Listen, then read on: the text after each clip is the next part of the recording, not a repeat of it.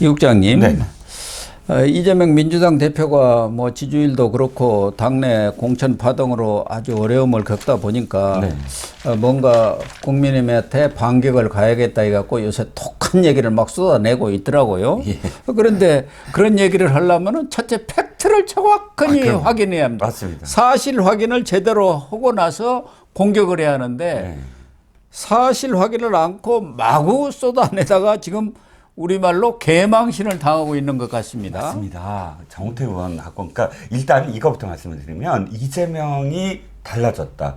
왜 이재명이 최근 들어서는 고구마 같다는 얘기 많이 들었잖아요. 예. 도대체 기자들이 물어도 답도 안 하고 또 굉장히 이렇게 그 어깨에 힘이 들어갔어요. 지금 이 개항을에 원희룡과 이재명이 유세를 하는 거 다 보면은 완전히 원희룡은 힘 다 빼고 이천수와 함께 둘이서만 다니면서 고개 폴더 인사예요. 인사하고 달려가서 인사하고 막 이런 모습인데 이재명은 당직자들과 함께 예. 어깨 딱 제가 이 장면 보면서 뭐가 떠오르냐면 성남 분당 선거가 옛날에 있었을 때 강재섭 보궐선거였어요. 강재섭하고 손학규가 붙었거든요. 강재섭 한나라당 당시 왜 대표 시절에 근데 강재섭이 분당에 어떻게 나가냐 어떤 식이었냐면 아이고 왜 최고위원들 왜 안 나와? 최고위원들 빨리 오라 그래. 그래갖고 쫙 대동해서 골목을 휩쓸고 그러니까 이랬는데 일본 말로 가오를 잡고 다닌 거죠. 네네. 이 손학규 대표는 자전거 타고 보좌관도 없이 혼자 다니면서 부인, 그러니까 아이들과 부인이 함께 가면은 딱 내려서 인사하고 막 이런 장면이 대비가 됐거든요. 손학규가 됐어요. 예. 그러니까 힘이 들어가고 막 으스대면 오만해 보이거든요. 예. 그런데 이재명 대표가 지금 거의 그런 양상이었다가 갑작스럽게 어저께 왜 흑화된다고 그러죠. 예. 옛날에 이 게릴라 같은 그런 느낌으로 확 변했습니다. 11차례의 페이스북에 글을 올려요. 와, 하루에 11차례면 급보기는 급한 모양이네요. 그렇습니다. 성남 시장 시절에도 맨날 왜 키보드 워리어처럼 맨날 했잖아요. 어저께 하루 종일 그랬다는 겁니다. 그리고서 당대표가 상대당 후보들 이름을 하나씩 대면서 누구냐면은 왜 정우택, 원희룡, 김영주, 권성동 다 따로따로 저격을 하는 거예요. 예. 당대표가 왜 상대당 후보들을 따로따로 저격을 합니까? 그러다 보니까 교수님 말씀처럼 팩트 체크도 안 하고 팍팍 그냥 던지는 거예요. 정우택 의원 같은 경우 단수 공천한 게 아니거든요. 그러니까요. 경선을 통해서 됐고요. 근데 단수 공천했다. 그리고 또 돈 받은 의혹이 있는데도 그랬다. 이 발언을 해갖고 바로 고발 조치에 대한 어떤 우려가 나타나자 정우택 의원한테 사과를 했고 근데 이제 국민의힘 입장에서는 그건 됐고 그건 정우택 의원한테 한 거고 당이 받은 피해에 대해서는 당연히 당에 대한 사과가 있어야 된다. 사과를 안 하면 고발하겠다 그랬더니 바로 또 꼬리 내려갖고 당에 대해서도 진심으로 사과합니다. 라고 얘기를 했습니다. 당에 대해서도 돈봉투 후보를 뻔뻔하게 단수 추천하는 것이 국민의힘의 공천이다. 이렇게 최고위원회에서 얘기를 했지 않습니까? 예. 그리고 국민의힘으로서는 우리의 명예를 당연히요. 당연히 훼손했다. 그렇죠. 본인한테는 물론이고 당한테도 공식적으로 사과를 하고 재발 방지를 약속하라 이렇게 나오니까 할 수 없이 머리를 숙인 거 아닙니까? 이건 그렇죠. 그냥 빼도 박도 못하는 공직선거법 위반 아닙니까? 허위사실 공표. 그렇죠. 돈봉투를 짧게 말씀드리면 이게 정우택 의원이 어느 자기 지역구를 갔다가 그 카페 여주인이 돈봉투를 내민 건 사실이에요. 그 CCTV에 잡혀갖고 하필이면 그게 몇 년 전 얘기인데 1년 몇 년 전 얘기인데 이번 선거를 앞두고 그걸 제보를 한 거예요. 누군가가. 그래서 기사에 나왔습니다. 그런데 해명은 이거예요. 정우택 의원의 해명은. 갑자기 그렇게 돈을 줘서 반려를 했다. 그랬더니 따라 나오면서까지 주더라. 그래서 다시 반려를 하면서 그럴 거면 이걸 공식적으로 내 후원 계좌에 넣어라. 그렇죠. 공개가 되잖아요. 후원 계좌에 넣어라. 라고 해서 후원 계좌에 넣었다. 라는 게 해명이에요. 그렇다면 후원 계좌에 돈이 입금되는 것만 확인하면 되잖아요. 그런데 당시 이것을 보도한 언론 매체는 그게 확인해 봤더니 확인도 안 되고 그래서 이거 돈 받은 게 맞다라는 식으로 기사를 썼는데 확인됐습니다. 확실히 사흘인가 뒤에 그 액수 상당한 액수가 그 카페 주인으로부터 입금이 됐거든요. 그러면 정우택 의원의 얘기처럼 어쨌든 일관성 있게 자기 해명이 일관성 있게 해명을 하느냐 안 하느냐가 사실 우리가 추정의 근거가 되지 않겠습니까? 그렇습니다. 그런 사실조차도 제대로 확인 않고 보도한 언론도 문제지만 그 언론 보도를 근거로 해서 이렇게 최고위원회에서 상대당 후보를 비난을 하고 나선 당 대표, 제1야당의 대표도 정말 문제 아닙니까?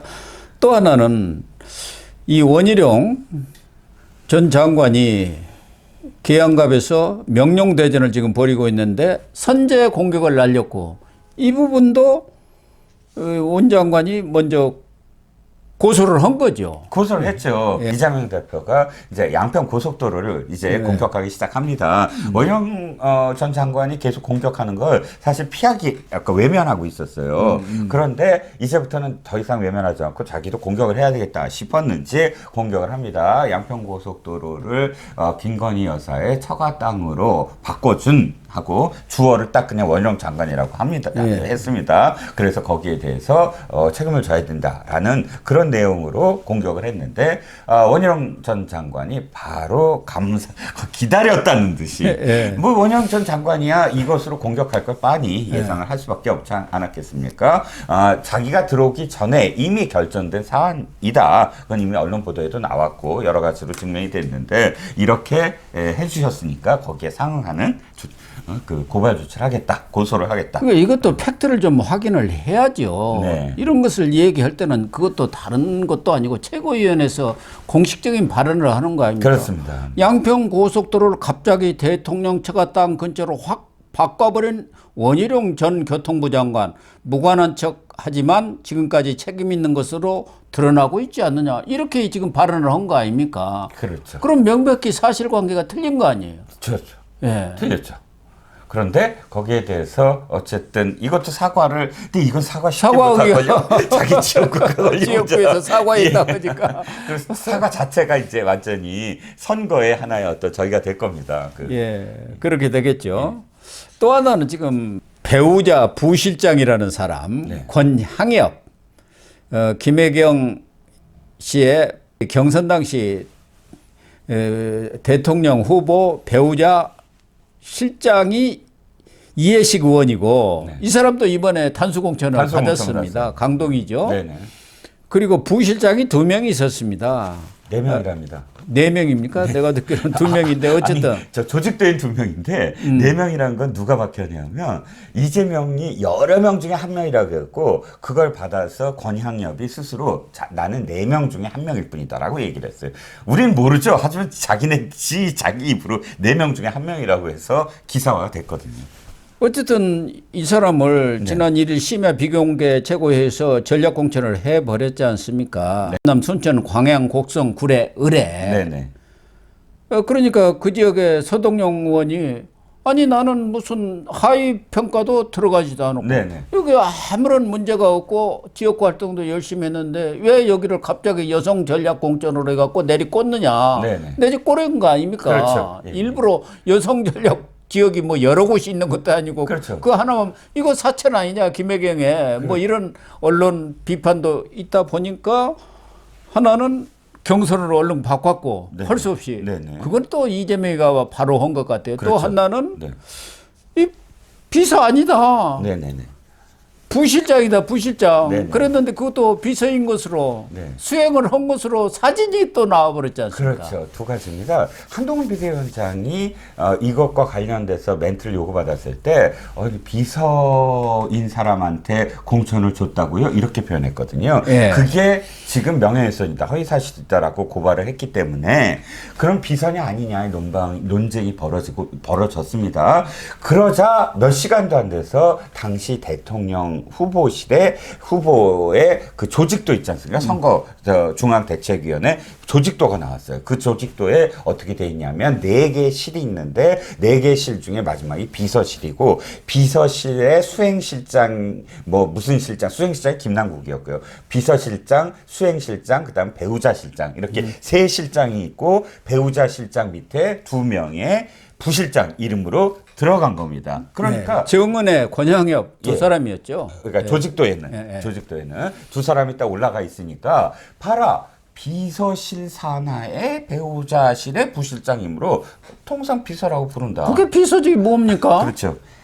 아니 실장이나 비서실장이나 다 비서 아닙니까? 근본적으로 우리가 부실장이니 실장이니 하는 건 직급을 얘기하는 거고 예. 비서는 직책을 얘기하는 예. 거죠. 직책이란 하는 일을 얘기하는 거고 직급이란 그 하는 일 중에 이 사람이 어디에 서열이냐 이걸 그렇죠. 얘기하는 건데 이 사람은 부실장이야 라고 얘기하는 건 이 사람이 실장 밑에 있는 직급으로서 부실장이라는 거지만 이 사람이 비서야 하는 건 비서실에 있는 모든 사람을 통칭해서 하는 일이 비서이기 때문이다. 예. 이 말이 타당하지 않겠습니까? 그렇죠. 그리고 또 한 가지는 이 여자, 이 권향엽이라는 사람이 자기가 해명을 하는데 이 말을 한 거예요. 나는 수행도 하지 않았고 현장에도 있지 않았다. 아하. 이게 지금 걸린 거예요. 이 말이. 딱 걸렸구만. 예. 이 말이 걸린 거예요. 자, 어떻게 걸렸냐? 그러니까 바로 몇 시간도 안 돼서 이 사람의 SNS를 다 뒤집니다. 그랬더니 너무 많이 나왔어요. 너무 많이 첫 번째가 너무 정확하게 나온 게 2022년 11월 달인가요?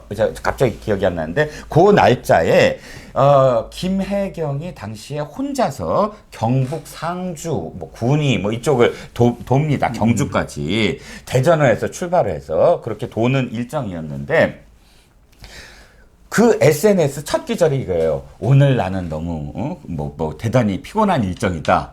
그렇죠. 서울에서 대전 찍고 대구 상 상주 거쳐 경주 간담회 후 서울로 돌아왔다. 이렇게 표현한 게 바로 딱 내가 주어인데 이 간 곳이 모두 다 김혜경이 그날 행사를 한 곳들이거든요. 그게 수행비서로 간 거 아닙니까? 그러니까 수행이고 사진들도 그 현장에서 찍지 못하면 못 찍을 것들의 사진들을 그대로 다 올려놓고 그 중에 한 컷이 아이를 아는 아버지 사진이에요. 그러면서 사진 설명을 지가 이렇게 달았더군요. 아이를 아는 아버지의 모습이 인상적이다. 이렇게 달았더군요. 이걸 자기가 본 거를 현장에서 본 거 그대로 찍은 거 아닙니까? 그러니까 현장에 자기는 가지도 않았다라는 게 거짓말로 드러난 거죠. 이재명 지금 그 뭐라는 거예요? 비서 아직도 아니라는 거예요? 아직 그 다음의 행보는 없습니다. 그 다음의 대답은 없습니다. 그런데 뭐 이 여자 저 여자 했다고 말도 있던데요.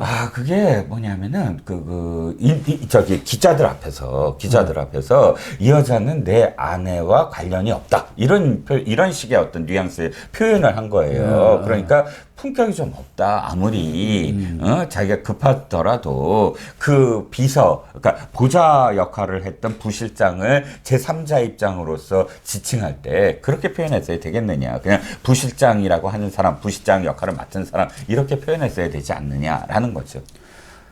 민주당에서 당뇨 생활만 20년을 했습니다. 아주 그 잔뼈가 굵은 사람 아닙니까? 네네. 그리고 청와대 균형인사 비서관 이게 아주 센 자리입니다. 인사를 다 주무르는 자리가 균형인사 비서관이에요. 그렇습니다. 예. 그런 자리까지 헌 사람 아닙니까? 네. 그럼 무슨 권 비서관이라든가 무슨 또 당에서 당직을 가졌을 거 아닙니까? 그렇게 지칭을 해줘야지. 이 여자 나하고 관계없어. 무슨 이 여자가 비서야. 뭐 이렇게 하고. 이 사람, 이 여자, 이런 식의 호칭을 한다. 언론까지도 무슨 고소 고발하고 그런 것 같던데. 문화일보가 제일 먼저 기사를 냈나 봐요. 그래서 문화일보를 했는데 문화일보가 무슨 팩트를 한 것도 아니고 그 인용 보도를 하는 거였거든요. 그 인용 보도를 했는데 그걸 갖고 펜앤마이크에서 뭐 단독 보도했다고. 펜앤마이크는 아까 말씀드린 그 사진들 있지 않습니까? 사진들을 전부 다 찾아내갖고 그 중에 제일 제가 재밌게 본 사진이 저거예요. 2022년 1월 1일 날 저 노들섬에 간 거예요. 이 부부가. 근데 거기를 또 1월 1일 날 그 부부를 찍어준 사람이면 얼마나 밀착 수행을 한 사람입니까? 자기 삶도 있는데 1월 1일 이재명 부부가 노들섬에서 일출을 보고 있다 하고 SNS에 자기가 찍은 사진을 올린 거예요. 어쨌든 이재명 입장에서는 참 곤혹스러운 일들이 계속 터져 나오고 있고 급하다 보면 이런 실수들이 자꾸 나옵니다. 급하다 보면. 네네. 여유가 있으면은 뭐 대응도 좀 차분하게 할 수가 있잖아요. 네. 뭐 비서실이라든가 이런 데서 발언에 대한 그런 그 사실 확인도 좀 해보라고 하고 그러고 네. 나서 이렇게 공격을 해야 하는데 그냥 생각나는 대로 막 내질르는 것 아닙니까? 그렇죠. 네. 이재명의 가장 큰 문제가 뭐냐면 나르시시스트거든요. 그러니까 자기가 모든 것들을 다 상황도 변화시킬 수 있고 국면 전환도 할 수 있고 자기의 지지율이 오를 수 있다. 그러니까 사실 이 전체를 아우르는 게 당대표 아닙니까? 예. 선거 때는 더군다나 자기가 역할을 맡겨갖고 그 사람들이 저격도 하게 만들고 공약도 하게 만들고 이 뭐 선거 대책도 꾸리고 이렇게 나눠주면서 자기는 총 지휘를 해야 되는데 어저께처럼 일일이 상대당 후보들을 저격하는 일개 저격수의 역할을 하면 누가 당대표로서 대접을 할까라는 생각도 들고요. 그리고 실수가 이어질 수밖에 없죠. 이러다 보니까 공천 파동에다가 이런 실수도 또 겹치다 보니까 지금 NBS라고 네. 전국 지표조사라고 합니다만 여기는 상당히 신뢰성이 있는 여론조사 기관 아닙니까? 예. 네 개 예. 우리나라 이렇다 할 여론조사 기관이 합동으로 하는데 이 3월 4일부터 6일까지 조사를 해갖고 지금 7일 날 나온 여론조사를 보면은 네네.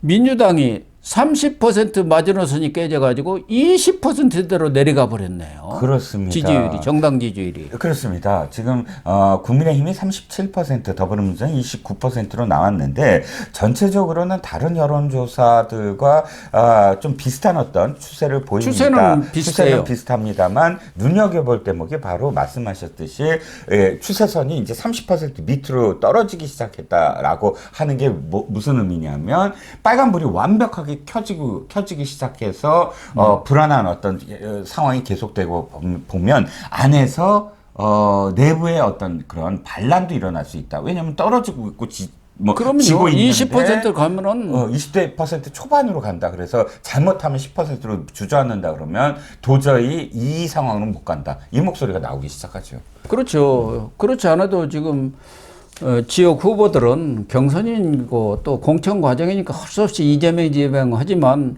이제 본선에 들어가면 이재명 지원 유세에 온다기도 거부로 와서 뭐 표 떨어진다는 거 아닙니까? 그렇죠. 그런데 문제는 여기 조사를 보니까 네.